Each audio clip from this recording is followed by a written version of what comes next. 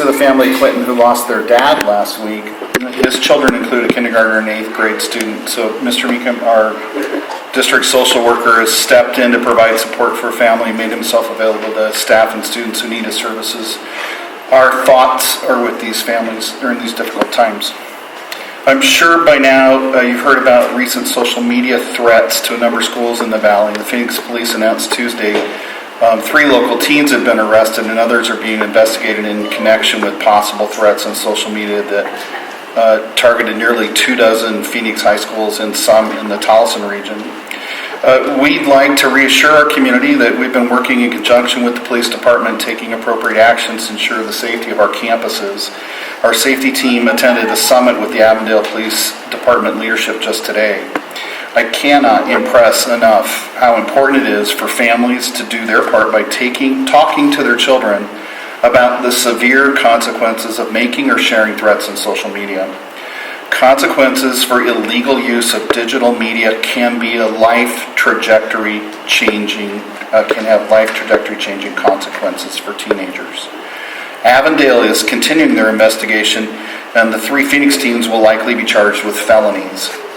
These threats can be as dangerous as talking about a bomb in the airport or yelling fire in a crowded auditorium. The consequences will be severe for people who engage in these things. And before I go on, I want to make one more appeal to our community. Early ballots will be in the mail soon, and while Littleton District does not have a question on the ballot this year, we often do. We need families to stay engaged in the politics of our state and region. Please be a good role model for our children by living up to this civic obligation and exercising your right to vote.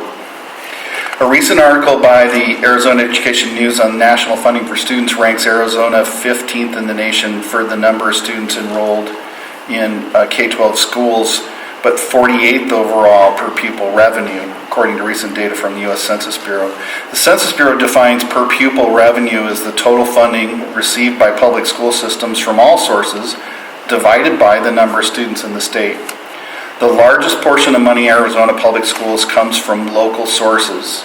That's right here in your community, your property taxes and fees. That's 48% of the state's funding. State funding only makes up 39% of the bill. Federal funding picks up 13% of Arizona's per pupil revenue, and that's all targeted to federal programs. Unfortunately, it does not cover all of the costs of federally mandated services to our families. Last month, many school districts participated in a survey of how Prop 123 funds were being utilized. That just passed last May. The results affirmed the importance placed on compensation to attract and retain teachers as the top priority of school boards statewide. The majority of districts concentrated spending on teachers and staff. Some districts also included funds that were allocated for support such as supplies, textbooks, building maintenance, and repairs. It should be noted that school districts had their spending authority cut by over $2 billion since the recession, otherwise would have paid for those supports. More than 60 communities, businesses, philanthropic, and education organizations recently formed Achieve 60 AZ. This alliance is to support the goal of 60% of adults aged 25 to 64 having a professional certificate or college degree by 2030. Arizona's current educational attainment rate for this group is 42%, reflecting the percentage of individuals between 25 and 64 with that certificate, associate, bachelor's degree or higher. This is a community-based effort of organizations that realize the importance of education for Arizona. While it has the endorsement of the governor, he has not yet endorsed any additional revenue to help Arizona meet this goal. Most of you know the governing board, based on feedback from a community survey last month, approved a new bell schedule which went into effect 1 week ago. We'd like to thank all the staff and community members who made time to participate, and I'm pleased to report routes and run times have improved tremendously. Morning route times are significantly better, and afternoon buses are ready and waiting at dismissal. Several groups of students have actually cheered their drivers. Our transportation, administration, and the drivers are very appreciative of the board's support. We continue to process new student enrollments each week, and their 20th day is when we surpass the number of students enrolled at the end of the year last year. When we look at the 40th day from last week compared to last year, we see about 200 additional students enrolled at the same time last year. Also noteworthy is that we currently have nearly 200 students whose families are choosing to enroll in the Littleton district even though they live outside of our boundaries.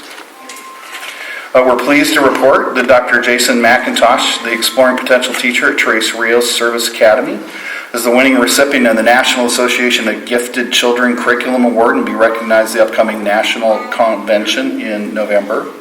We have a lot of other things happening at our schools. Collier and Quinton Elementary held math and community nights.